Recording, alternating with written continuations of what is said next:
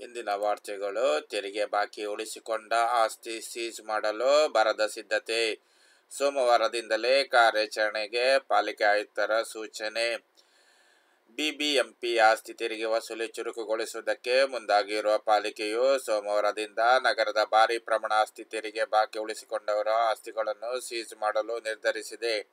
ಲೋಕಸಭಾ ಚುನಾವಣೆ ಹಿನ್ನೆಲೆಯಲ್ಲಿ ಕಳೆದ 3 ತಿಂಗಳಿಂದ ಬಿಬಿಎಂಪಿಯು ಕಂದಾಯ ವಿಭಾಗದ ಅಧಿಕಾರಿ ಸಿಬ್ಬಂದಿಯು ಪೂರ್ಣ ಪ್ರಮಾಣದಲ್ಲಿ ಚುನಾವಣೆ ಕಾರ್ಯದಲ್ಲಿ ತೊಡಗಿಸಿಕೊಂಡರು. ಹೀಗಾಗಿ ಆಸ್ತಿ ತೆರಿಗೆ ವಸೂಲಿಗೆ ಗಮನ ನೀಡುವುದಕ್ಕೆ ಸಾಧ್ಯವಾಗಿರಲಿಲ್ಲ.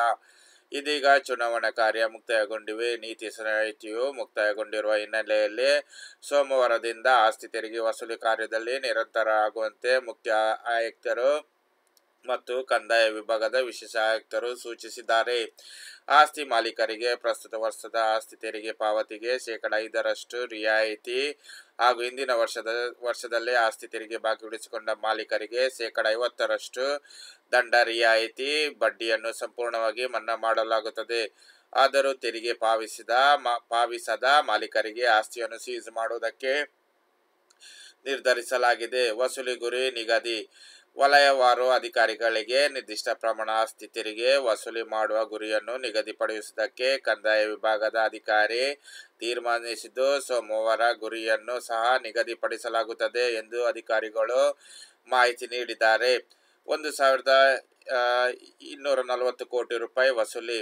2004 ಮತ್ತು 2025ನೇ ಸಾಲಿನ ಆರ್ಥಿಕ ವರ್ಷ ಆರಂಭಗೊಂಡು 2 ತಿಂಗಳು ಪೂರ್ಣಗೊಂಡಿದೆ. ಈವರೆಗೆ ಬಿಬಿಎಂಪಿ ಕಂದಾಯ ವಿಭಾಗವು 1,240 ಕೋಟಿ ರೂಪಾಯಿ ಆಸ್ತಿ ತೆರಿಗೆ ವಸೂಲಿ ಮಾಡಲಾಗುತ್ತದೆ. ಯಾವ ವಲಯದಲ್ಲಿ ಎಷ್ಟು ಸಂಗ್ರಹ?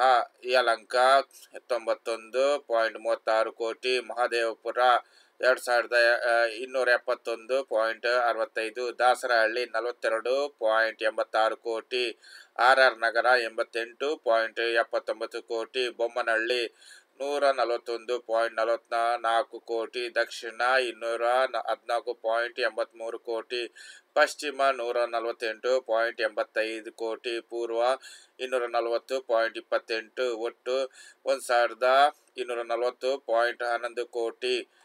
ಇನ್ನೊಂದು ವಿಷಯ ಏನಂತ ಹೇಳ್ತೇನೆ, ನಿಮಗೆ ವಿಡಿಯೋ ಇಷ್ಟವಾದರೆ ನನ್ನ ಚಾನಲ್ ಲೈಕ್ ಮಾಡೋದನ್ನು ಮರೆಯಬೇಡಿ.